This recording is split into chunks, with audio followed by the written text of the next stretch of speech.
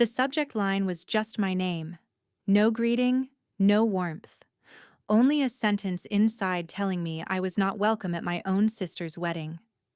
The hum of the bass outside my office window was steady boots on pavement, a distant helicopter cutting across a pale Virginia sky.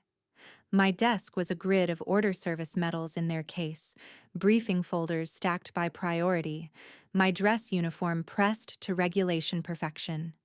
And yet, that one line on the screen unraveled everything. Don't come. You would bring shame to this family. I leaned back in my chair, spine stiff against the leather. My mother hadn't even bothered to add her name beneath the message. It was efficient in the way a firing squad is efficient, quick, cold final. I clicked save and filed it into a hidden folder on my secure drive. Intel, Carter wedding. If they wanted to make this official, I would too. Memory slipped in, uninvited, another celebration I'd been left out of. My father's retirement dinner. I'd found out only when I saw the pictures on Patricia's mantle, everyone raising their glasses while I was halfway around the world on deployment.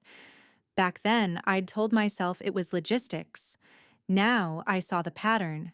I could hear my sister's voice even now, Sierra the Golden One, laughing about my combat boots at cocktail parties, always quick to remind people she was the pretty Carter.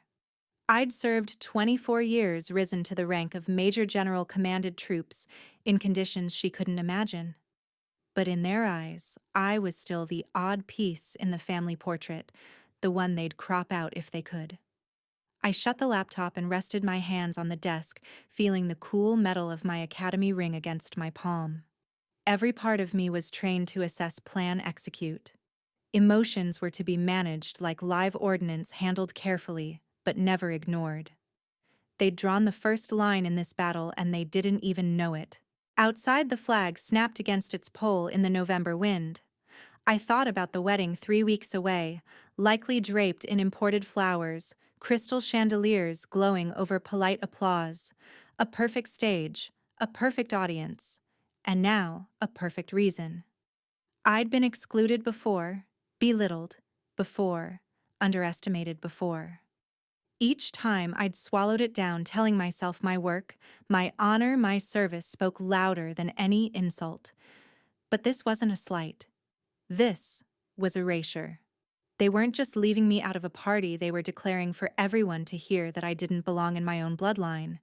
The corner of my mouth twitched, not quite a smile, not quite a snarl. They wanted shame. I knew exactly how to deliver it back. In uniform. In public. With proof they could never explain away. I stood, straightened my jacket, and opened my desk drawer. Inside, my camera, my old field recorder, a blank notebook. I laid them out one by one, the beginnings of an operation disguised as sentiment. Step 1, intel gathering. Step 2, timing. Step 3. Well, I'd keep that to myself for now. Let them think they'd sent me packing with a single line. Let them laugh about it over champagne. I'd be watching, listening, building my case piece by piece until there was nothing left for them to hide behind. I closed my eyes for a moment, letting the room fall silent except for the ticking of the wall clock. Then I opened them, steady and sharp, already running the plan in my head. Let's see who's ashamed when this is over. If they think they know me, they've only seen the shadow I let them see. The echo of boots on polished concrete bounced off the cinderblock walls of the training hall. The air was thick with the metallic tang of spent brass and the sharp rhythmic barks of commands. My cadets stood in perfect formation, shoulders, squared, eyes fixed forward. Their final salute snapped like a breaking branch. Dismissed. My voice cut clean through the space. In unison, they broke rank, the sound of their boots fading toward the locker rooms.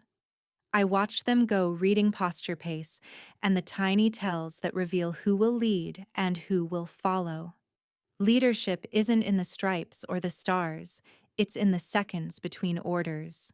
Major David Miller lingered at the edge of the matte helmet tucked under his arm, sweat darkening his collar. He'd served beside me long enough to know when to speak and when to keep silent. Today, he walked straight over. "Ma'am, you got a minute?" I nodded and we moved toward the office adjoining the training hall. The hum of the bass softened behind the closed door, replaced by the faint rattle of the heating unit and the muted chatter from the hallway beyond. He set his helmet down on my desk, eyes bright with something more than post-training adrenaline. Saw a piece in the journal this morning. William Sterling just made another acquisition. Telecommunications this time. $1 billion deal. The name hit me like a distant gunshot, faint, but impossible to ignore. William Sterling. I could still see his face under desert sun streaked with dust and blood the day I pulled him out from under twisted metal in Afghanistan. He'd been a contractor then, not yet the polished titan the magazines loved to photograph. My gaze drifted to the map on the wall, the red pins marking operations past. I hadn't thought about Sterling in years. Not deliberately anyway. Some debts never truly leave you, they just wait for the right moment to be called in. "You still have his number?" David asked. I didn't answer immediately. Instead, I crossed to the filing cabinet in the corner, old school, locked heavy. Inside was a battered leather-bound contact book, its edges worn soft by time. My fingers flipped past generals, diplomats, and names I hadn't spoken in a decade until they stopped on his. The ink was slightly faded, but the number was there. I ran my thumb over it, considering. Sterling owed me his life, though I'd never collected. He'd sent a single letter after the medevac promising to return the favor any time. It was the kind of line most people never meant. But Sterling wasn't most people. David shifted his weight, sensing the shift in mine. "You thinking what I think you're thinking." I closed the book with a soft thud. "I'm thinking some doors don't open unless you knock." The decision landed in me with the same clarity as a mission order. If I was going to walk into that wedding, if I was going to do more than walk in, I'd need leverage. The kind money and influence could buy, but only loyalty could seal. I lifted the phone from its cradle, dialed the number from memory, before my mind could second-guess my hands. Each ring felt like a test of resolve. 1 ring, 2, 3. A click. Then a voice I hadn't heard since the desert, richer, now smoother but carrying the same undercurrent of recognition. "General Carter. Some debts are counted in money. Others are counted in breaths you almost didn't take." The morning light in Washington, D.C. turned the cafe's brass railings into thin lines of fire. Steam sighed from a chrome espresso machine. Porcelain chimed low and expensive. A hostess with a discreet earpiece greeted men whose watches could have paid a year's tuition.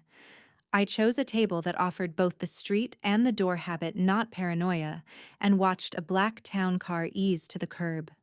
A driver stepped out first, scanned, then opened the rear door. William Sterling emerged with the unhurried confidence of someone who'd learned long ago that rooms adjust themselves to him. The years had cut new angles into his face, but the eyes were the same, alert, calculating, and when they landed on me, softened by recognition. He didn't offer a handshake at first. He pulled me into a brief, careful embrace, the kind given to somebody you once watched bleed. "It's good to see you, General," he said, stepping back. "Colleen is fine," I answered. "Titles belong on uniforms and official orders.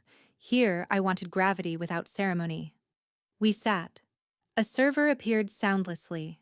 William ordered for both of us without looking at the menu, a small display of command that would have irritated me from anyone else. From him, it just read as muscle memory. For a heartbeat, the cafe dissolved, and I was back on a strip of highway that felt like the mouth of an oven, sand in my teeth. A convoy stalled by an IED. A contractor SUV flipped on its roof, fire licking the underside. I remember the weight of the door, the scream of my shoulders, the rank sweetness of hot plastic. I remember shouting for the medics while Sterling's lashes fused with ash, and his breath came in ragged, borrowed threads, one, then another, then another. Some debts are counted in breaths. The server set down coffee that tasted like polished wood and dark chocolate. Sterling cradled his cup but didn't drink. "I've followed your career," he said. Promotion after promotion. I should have reached out sooner. You sent a letter, I replied. You were busy becoming a headline. He smiled without showing teeth. Headlines are cheaper than the truth. He glanced toward the door as it swung again. My son is stopping by. Briefly. He wanted to say hello. James Sterling slid into the room with a courtesy that stood in contrast to the money in his suit. He was taller than his father, broader through the shoulders, eyes steady as an iron sight. He extended a hand the way a soldier does not a financier, straight, firm, precise.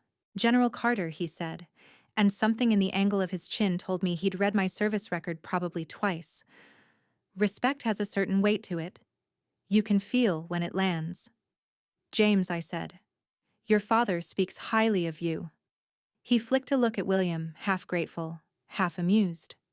I have good tutors. Then to me lower, it's an honor. No flourish, no performative gratitude, just a line drawn clean. He excused himself moments later with the sort of economy the powerful use when they're careful not to waste other people's time. A hand on my chair, a nod to his father gone. William watched him leave, then returned his attention to me. What brings you here?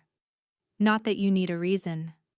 I let the quiet, busy room wrap around us, the muted deals being made at neighboring tables, the scrape of a chair leg, the hiss of milk under a barista's hand. I could say a dozen things about blood and distance, and the way a family can turn its back and pretend it's facing you. I could list the insults like a safety check. But mission briefs should be short. I have a family situation, I said. I'll need help. Not money. His posture changed by a millimeter, the slight forward lean of a man who smells the first note of a coming storm. You saved my life, he said simply. Say what you need. Not yet. I sipped the coffee, let it settle. For now, I need discretion access and your ear when I call. There will be a wedding. There will also be complications. His mouth twitched. I hate bad weddings. Then softer. And I value old debts. We didn't talk about Sierra. We didn't mention the email from my mother. We didn't sketch the map I was already drawing in my head, arrival routes, allies' contingencies. We talked around the facts the way professionals do when timing is more important than details, and the wrong word could bruise the air. He set his cup down, fingers tapping once against the saucer. James owes you a drink, he said lightly. He trained under one of your former battalion commanders. He respects the tree that gave him the shade. I noticed, I said. A lull expanded and then folded itself neatly back into place. Outside, a cyclist threaded traffic. Inside, a spoon circled porcelain. William leaned in, not conspiratorial, simply close enough that truth didn't have to raise its voice. When you call, I'll answer whatever it is. There are sentences you can build a bridge out of. That was one of them. I nodded because anything more would have broken the seal on what I wasn't going to say yet. We let the conversation drift to safer banks. The acquisition in the Journal, a bipartisan committee I'd brief later that week, the quality of the pastry we weren't eating. When he stood, the driver was already at the door, and the hostess was already not looking at the way the room measured our parting with a glance. We didn't shake hands this time. He touched 2 fingers to his chest and left. The door closed. The noise rose by a notch and then found equilibrium. I stepped into the bright November air and pulled my phone from my pocket. The line connected on the second ring. I leave the cafe call, David. It's time to start digging on Sierra. If my sister wanted a war, she should have remembered I wrote the manual. The security room smelled faintly of ozone, a dry bite in the air from the endless hum of electronics. Screens lined the walls like a private command center, their glow bleaching the sharp angles of David's face. He slid a thumb drive toward me without a word, his expression that clipped mix of loyalty and anticipation I'd only ever seen in the field. I plugged it in. Rows of blue and gray bubbles filled the monitor, Sierra and Mark Dalton trading the kind of messages people send when they believe the world is blind. Flirtation's half-formed plans, the lazy confidence of a secret kept too long. I scanned dates, my jaw locked.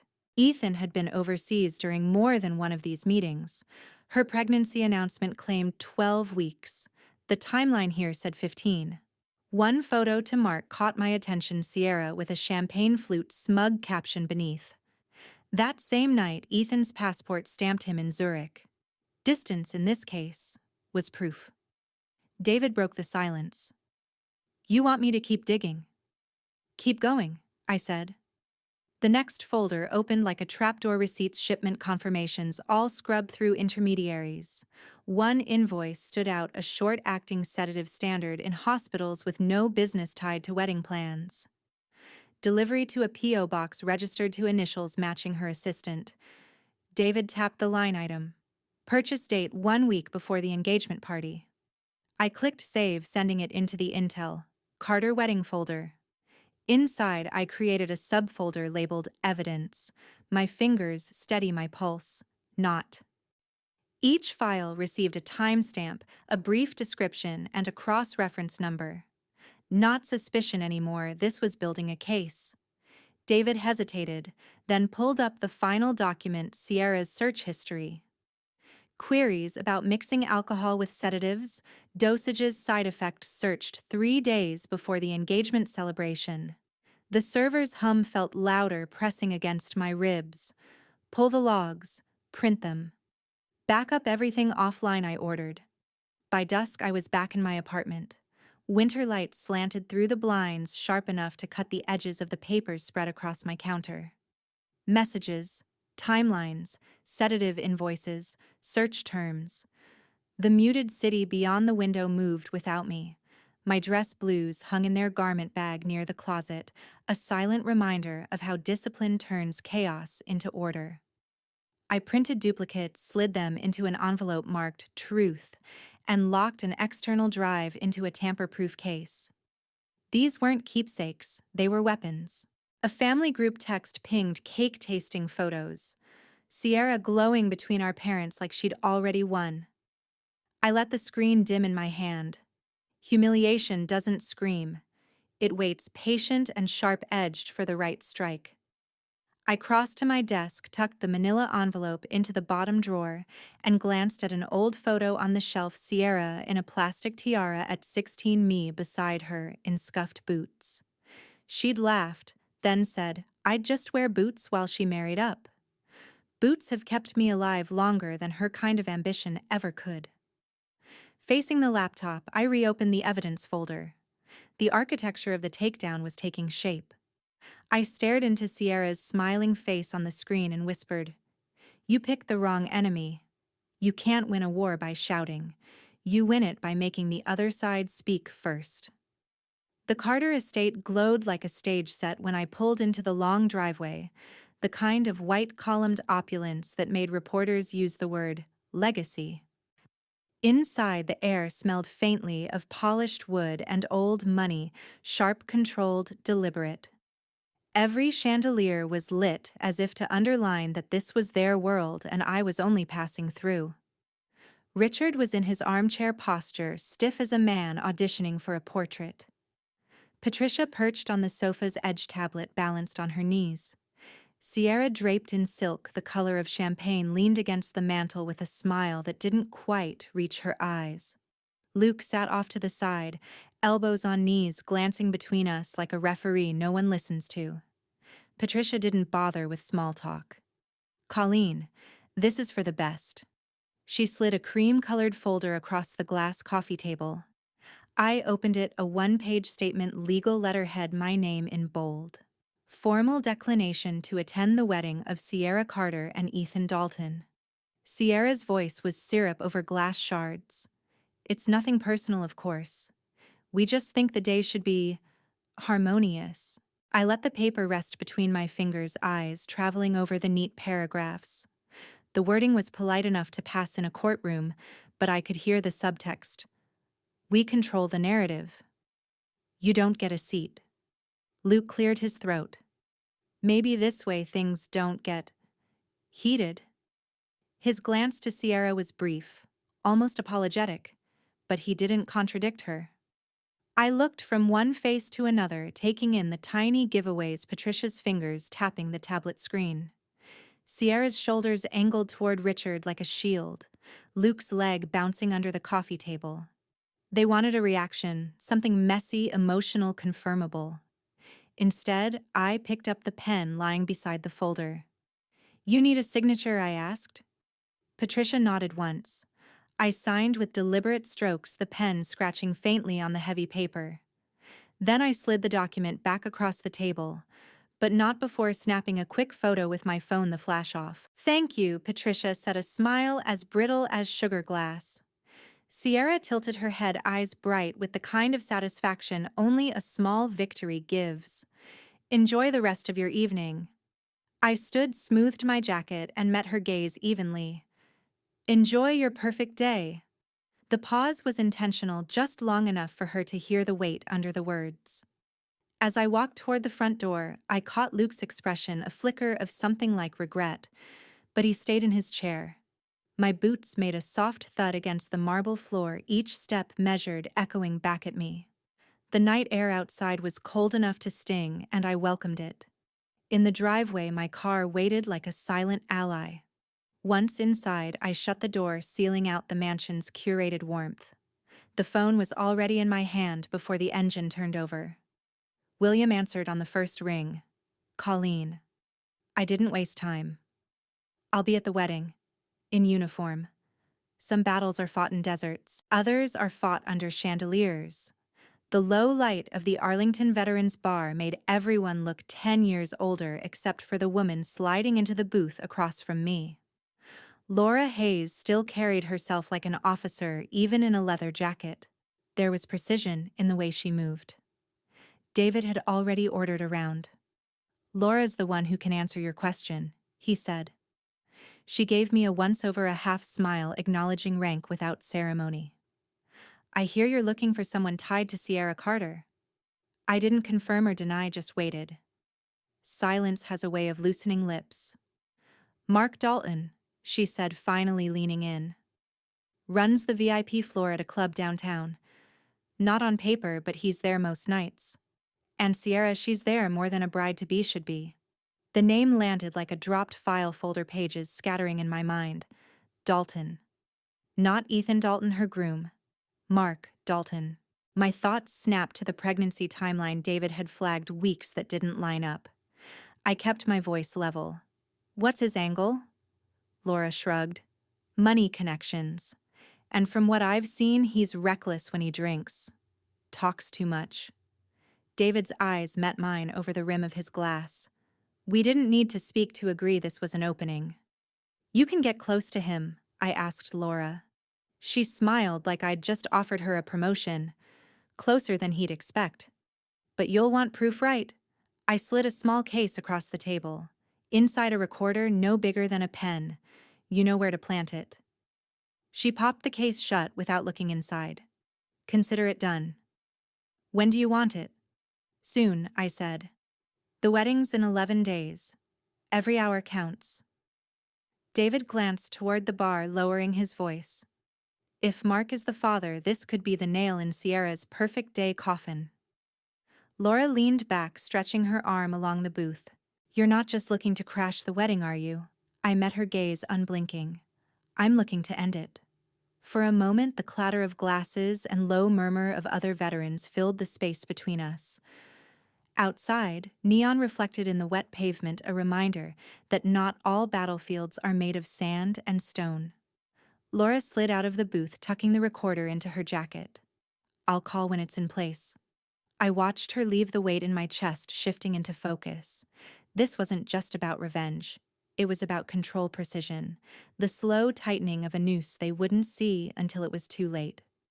My phone buzzed on the table. A single text from an unknown number. "Mark's in. Meeting tomorrow. The truth is a weapon, but first you have to load it." From where I sat in the dark-tinted SUV, I had a perfect line of sight into the cafe's front window.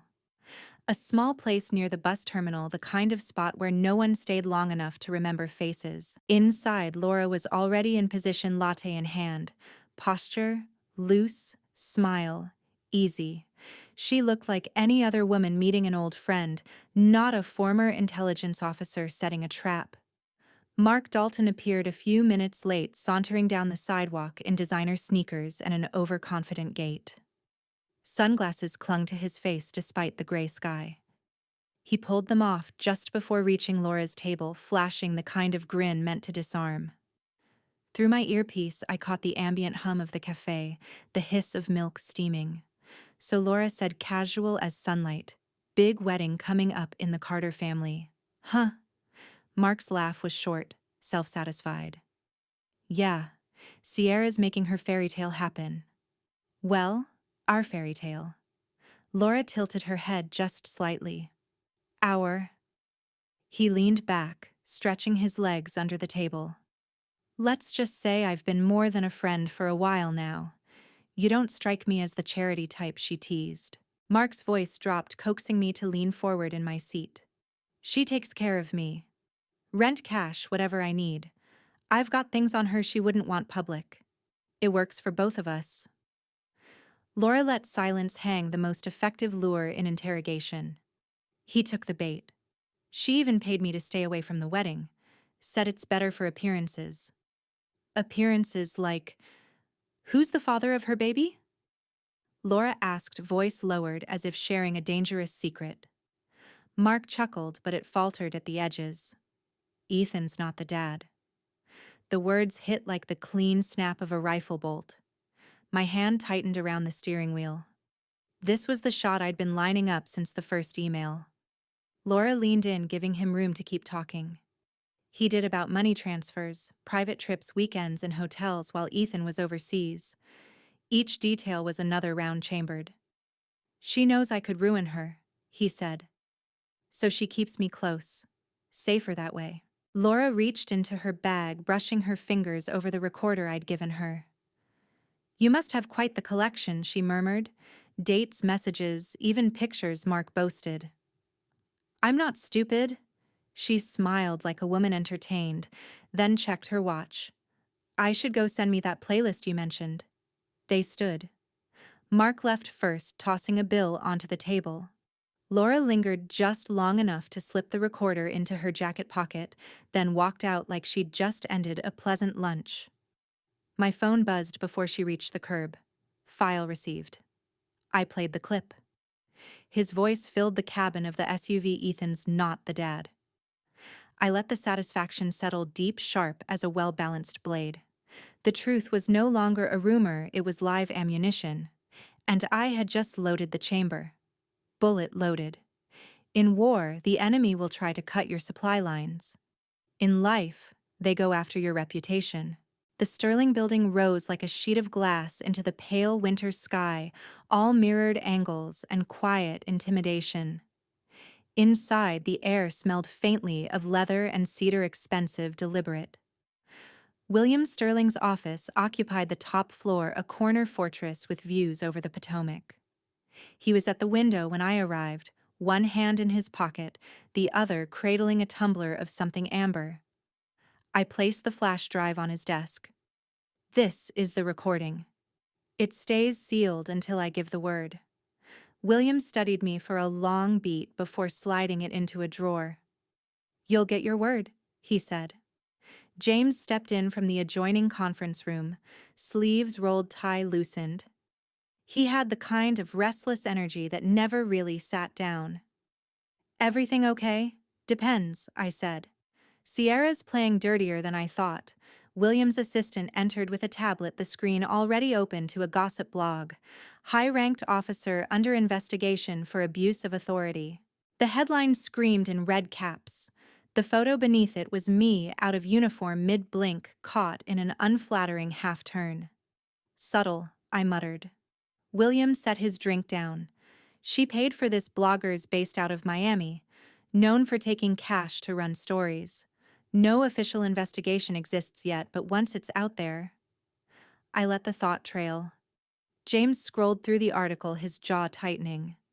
They're trying to frame you before you can frame them. That's the idea, I said. William leaned back, fingers steepled. You've served under fire. This is just smoke. We can snuff it out. I shook my head. Not yet. If I swat it now, I look defensive. Better to let it breathe so I can trace exactly where the oxygen's coming from. He smiled faintly. Still the tactician. James closed the tablet and set it aside like a weapon ready to be drawn. On the day, I'll stand right next to you. If they want a spectacle, we'll give them one. Something in his tone was almost protective, though we barely knew each other. Allies came in many forms, sometimes because of loyalty, sometimes because they hated the same enemies. William opened a drawer and pulled out a slim folder. Inside were printouts, contracts, property deeds, public filings connected to Sierra. You might want these. Call it a gesture of goodwill. I flipped through quickly.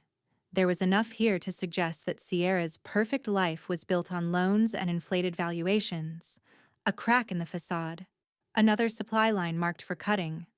You've got friends in high places, General Carter Williams said. Not friends, I corrected. Just people who understand the rules of engagement. We talked logistics for the wedding day entry points, timing the importance of letting Sierra believe I'd been sidelined. William would keep the recording safe. James would make sure I had the stage when I needed it. As I gathered my coat, William caught my gaze. Whatever she's done, she won't see you coming. That's the plan, I said. The elevator ride down was smooth, silent, my reflection fractured in the mirrored walls. By the time I reached the lobby, my phone buzzed. From Patricia Carter Wedding moved up. This Saturday. They wanted me gone. I wanted them unprepared. Night in Arlington wrapped the city in a thin mist, the kind that blurred streetlights into soft halos. My apartment was quiet except for the faint hum of the fridge and the occasional hiss from the radiator. I had spread papers across the dining table, guest lists, seating charts, aerial photos of the Carter estate, each page anchored by a coffee mug or a pen. David arrived without knocking the way, only someone who'd been in your foxhole could. He set his gloves on the counter and slid a folded sheet toward me. New list, he said. I skimmed it once, then again, more slowly. My jaw tightened. Several names glared back in bold black print, former service members I recognized. Men who'd bristled under my command years ago, who'd whispered to anyone who would listen that I was too cold, too strict, too by the book. Sierra's inviting them, David said flatly. All at the same table, front and center. Guess she's hoping for fireworks. It was an old tactic: stack the room with hostile witnesses and wait for them to detonate your credibility. I leaned back, letting the paper rest against my fingertips. She's banking on them talking. Loudly. David crossed his arms. You could file a complaint, get them disinvited. No, I said. The word came out colder than I meant, but I didn't soften it. Let them come. He arched a brow. You sure? I nodded. She's handing me a row of open microphones. They'll hear the truth with everyone else. David pulled out a chair and sat, lowering his voice. Then we need to prep. Background on each, where they've been, who they've kept in touch with. You don't want surprises. We spent the next hour combing through old deployment logs, news articles, even Facebook posts. The men had scattered after leaving the service, some into private security, one into politics, another into a string of failed businesses. All carried grudges, but none had hard evidence against me, just stories, and stories can be dismantled. I highlighted a few key points. When I speak, they'll recognize dates, locations, things only someone on the inside would know. It'll undercut their narrative before they even start. David grinned, that wolfish curve that meant he could see the trap taking shape. She thinks she's bringing ammo. You're turning it into blanks. The mist outside thickened, beating against the window. I poured us both coffee, the bitter steam curling up between us. Somewhere in the distance, a siren wailed, then faded into nothing. David stood to leave, but paused at the door. 3 days, he said. 3 days, I echoed. Long enough to sharpen every edge, short enough to keep adrenaline humming. When the door shut, the apartment felt heavier, charged. I gathered the papers into a neat stack, slid them into a folder marked with a single word, Opal. My private name for the operation, hard valuable, impossible to crack without pressure. In the bedroom, I opened the wardrobe. The dress blues hung in their garment bag, crisp and immaculate, untouched since my last formal ceremony. I unzipped the bag, letting the dark wool breathe, the polished brass catching the light. Beside it, in a smaller velvet box, my medals rested in precise rows, each one earned, each one with a story Sierra couldn't touch. I set the uniform on the bed, the medals beside it. My hands smoothed the fabric once, twice, as if memorizing the weight I'd carry into that room. I took a long breath. The air smelled faintly of starch and old cedar. I took my dress blues out, placing them next to the metal case. You don't enter the enemy's camp quietly, you enter so they hear you coming. I stepped out of the black SUV into the morning sun of the Hamptons. The air smelled faintly of salt from the ocean, but it was the silence that followed my appearance that I noticed first. Resort staff froze mid-step. Guests arriving in pastel dresses and tailored suits turned to look. My dress blues caught the light rows of ribbons and medals glinting in the open courtyard. This wasn't just an entrance, it was a declaration. Inside the glass-fronted lobby, I caught sight of Sierra. She was framed by white roses and crystal chandeliers, her mouth opening slightly before she turned away. I didn't change my pace. The heels of my polished shoes struck the stone in a measured cadence, the same rhythm I'd used in military parades. Cameras clicked. The press had been invited for her society wedding, but now every lens was aimed at me. William Sterling was already at the entrance, his posture, straight expression, warm. He didn't hesitate, he crossed the marble floor and embraced me as though we were family.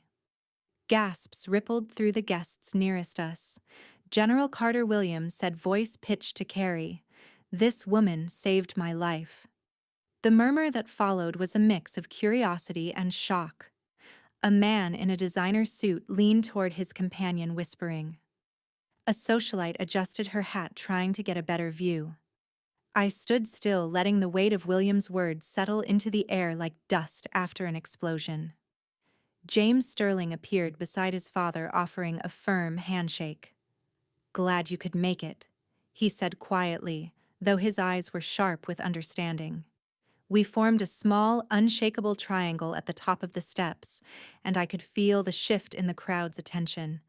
I wasn't the black sheep anymore. I was the story. Flashes from the cameras lit the space like lightning. Somewhere behind the guests, I spotted Luke, his brows drawn tight, his gaze flicking between me and Sierra. I could almost hear Sierra calculating her next move, the way I'd once calculated the safest route through the hostile terrain. But this wasn't her battlefield anymore. William kept one hand lightly on my shoulder, projecting solidarity. "Shall we go in?" he asked, as if this were any ordinary wedding morning. I gave a small nod, aware that every step forward would carry the weight of this public endorsement. We walked together toward the grand ballroom. The music faltered for a moment as we entered, as though even the string quartet had been caught off guard. Guests parted in slow, deliberate movements, making space without being told. I kept my gaze forward until I reached the first row of seats. Then deliberately, I turned my head toward the bride. The camera pans to Sierra's pale face. Some truths burn slowly, others explode the second they touch the air. The ballroom shimmered with gold and ivory, tall arrangements of orchids on mirrored pedestals, crystal flutes already half filled with champagne. Guests had settled into their seats, murmuring in low, excited tones. The MC stood at the far end of the aisle, microphone in hand, preparing to welcome the bride and groom. From my seat near the front, I could feel the weight of eyes still drifting toward me, their curiosity sharpened by my entrance in full-dress blues. William Sterling sat at my right, his presence a quiet shield. When the MC paused to check his notes, William rose smoothly, drawing the gaze of the entire room. "Before we begin," William said, his baritone warm but commanding, "I'd like to invite someone very special to share a few words." The subtle hum of conversation stilled. I stood the metals on my chest, catching the light like sparks. My shoes clicked against the polished floor as I made my way toward the small stage at the center. The spotlight hit me full in the face, bright, hot, and unwavering. I took the microphone from William's hand. Before we celebrate, I began my voice clear enough to reach the farthest corner. The groom deserves to know who he's really marrying. Gasps broke the air. A ripple of unease moved through the guests. Some shifted in their seats, others leaned forward. From the corner of my eye, I caught Patricia's hand, clutch Richard's arm. Sierra's smile faltered just enough to be seen by anyone looking closely. I glanced toward Ethan Sterling Young, confident in a suit cut to perfection. His brow furrowed confusion, edging into concern. This isn't about spoiling anyone's day. I continued, letting my words pace themselves. It's about ensuring it isn't built on a lie. On my signal, the lights dimmed slightly. Behind me, the ballroom's projector screen flickered to life, pulling everyone's attention upward. The first image appeared Sierra in a dimly lit corner of a nightclub, her arm draped over a man with sharp features and an unmistakable smirk. A few guests whispered his name, Mark Dalton. The audio followed, crisp and undeniable. Mark's voice filled the space. Yeah, Sierra took care of me, paid me enough to keep quiet. Ethan's not the dad. A sharp inhale ran through the audience like a single collective breath. Someone's champagne glass clinked against the table louder than it should have been. I kept my posture, straight, eyes steady on Ethan. The screen flashed through time-stamped screenshots of messages, receipts for transfers, even a still frame of Sierra entering a pharmacy late at night. The narrative built itself without my needing to say a word. Ethan's gaze swung from the screen to Sierra. His jaw worked, but no sound came. Patricia's lips moved in some silent appeal, but Richard stayed frozen.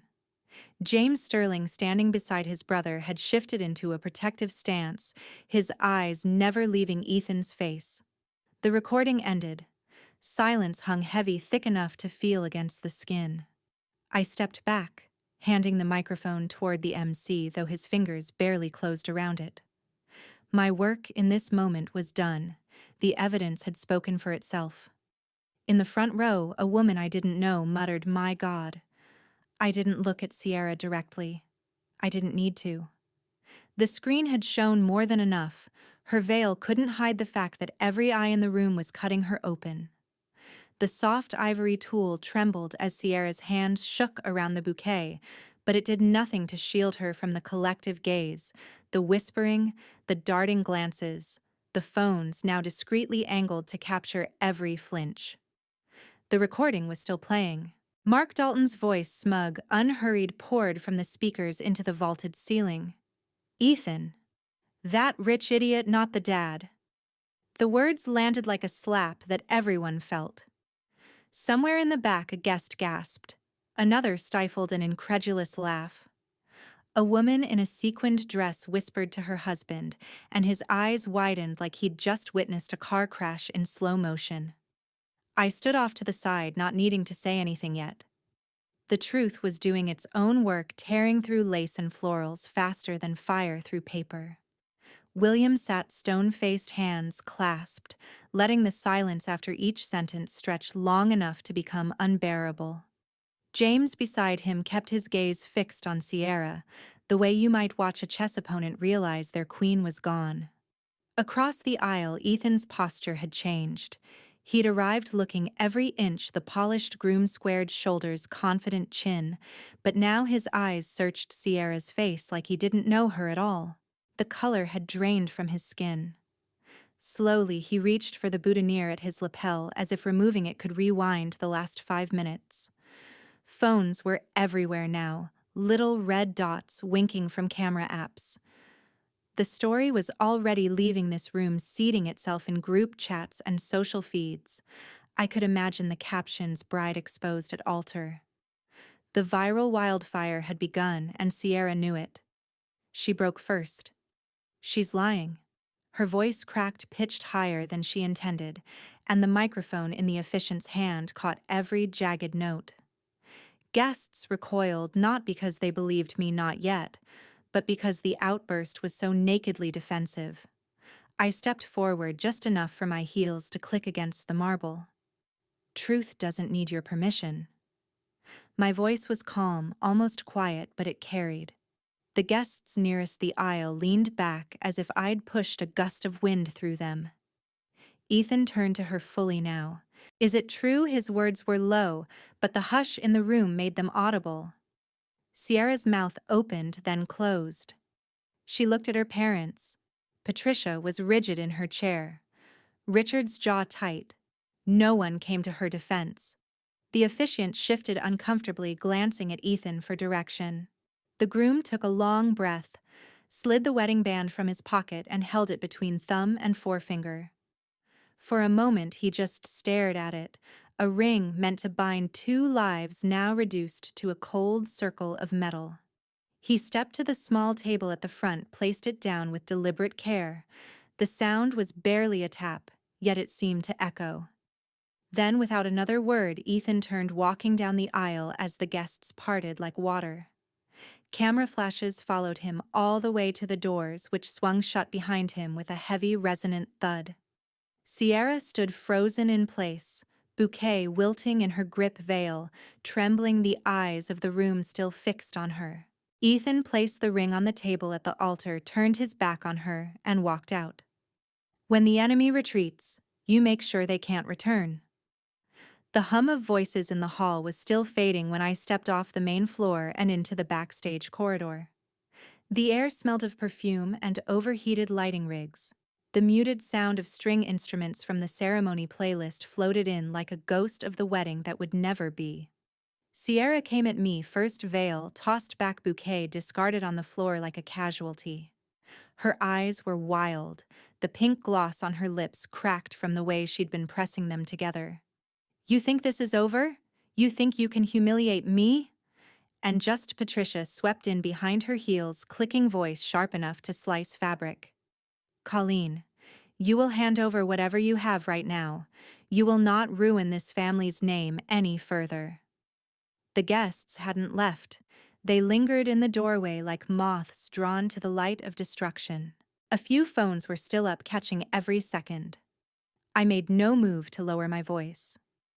You want proof? I reached into my leather folder and pulled out the color-printed photos Sierra wrapped around Mark Dalton in a dim booth, her hand on his cheek, his mouth against hers.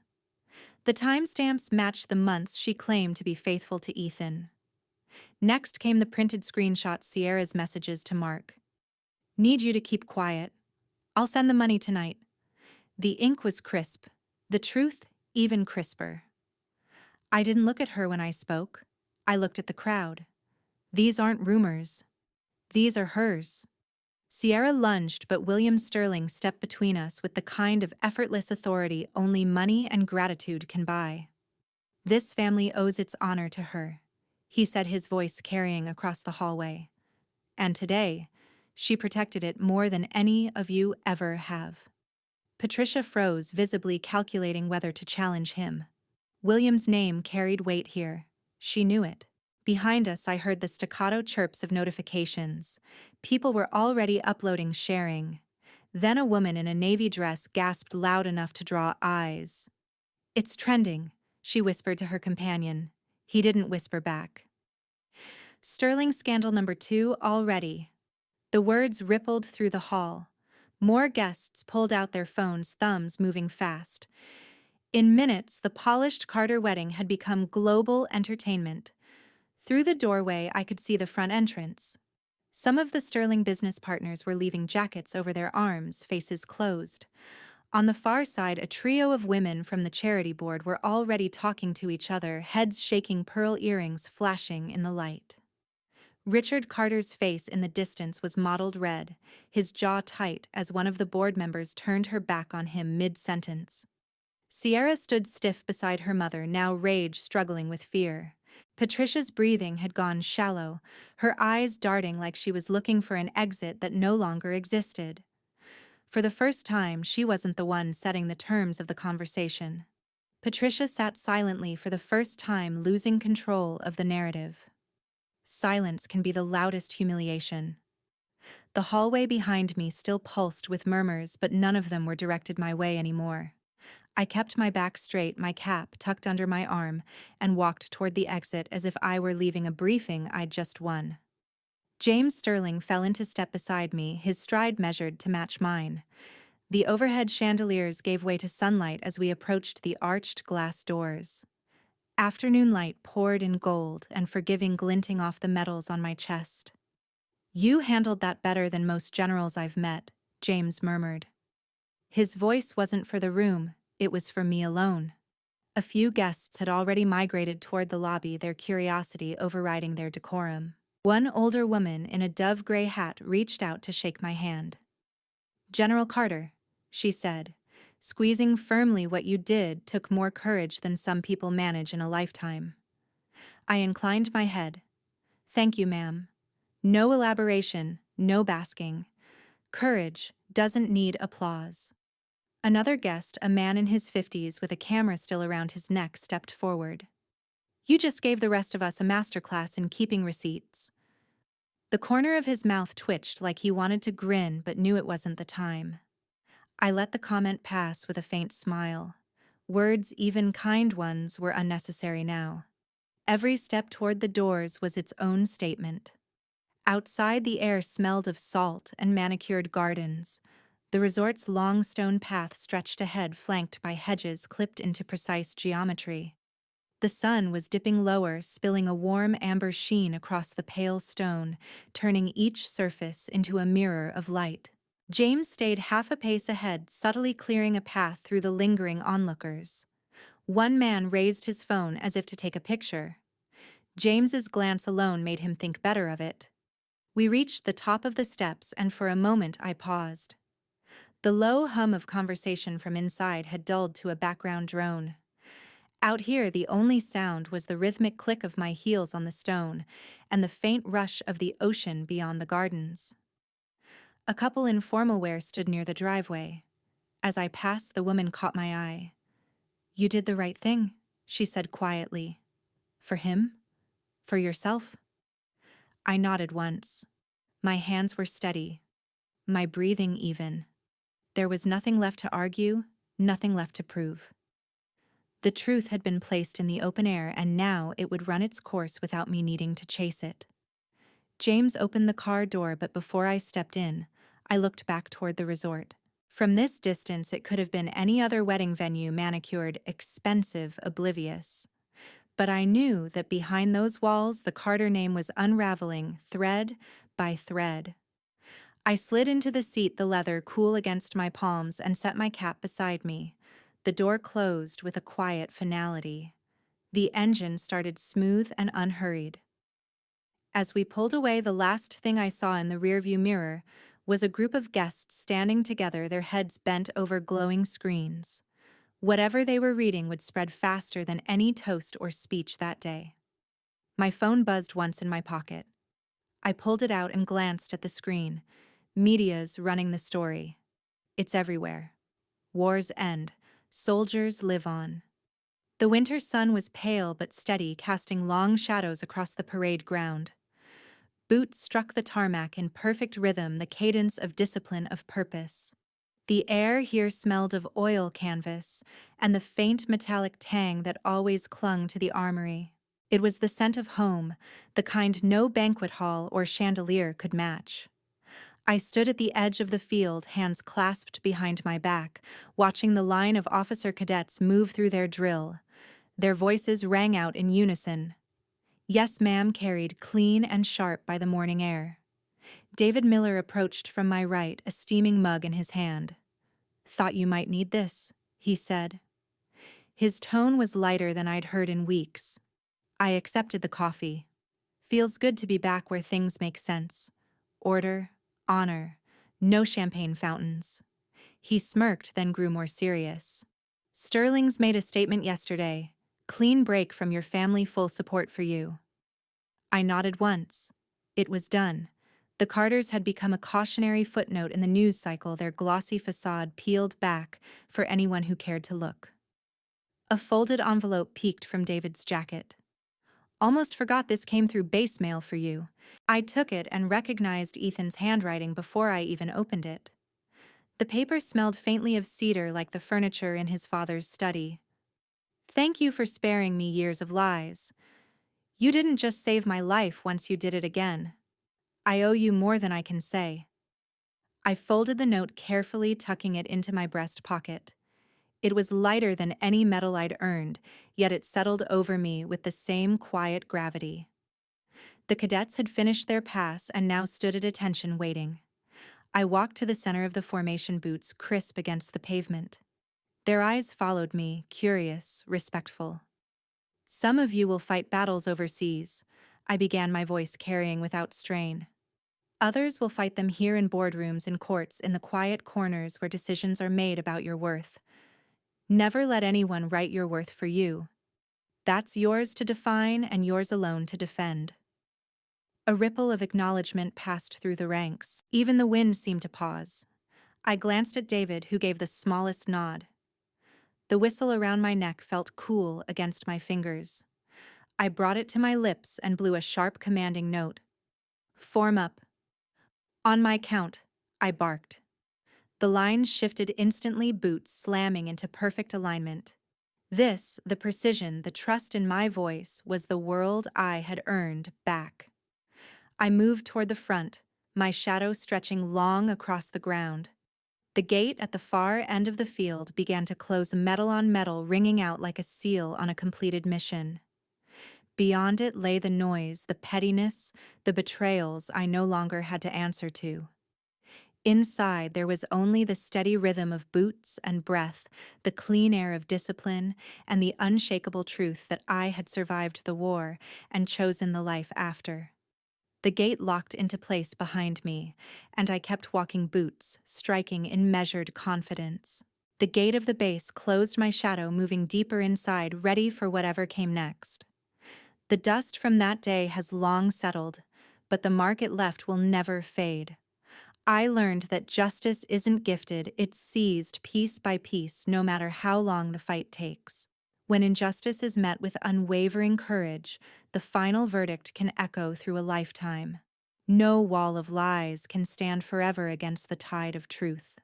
Like, share, and subscribe, and comment your thoughts below. Type 1 if you felt the same, or 2 if you think it could have ended differently.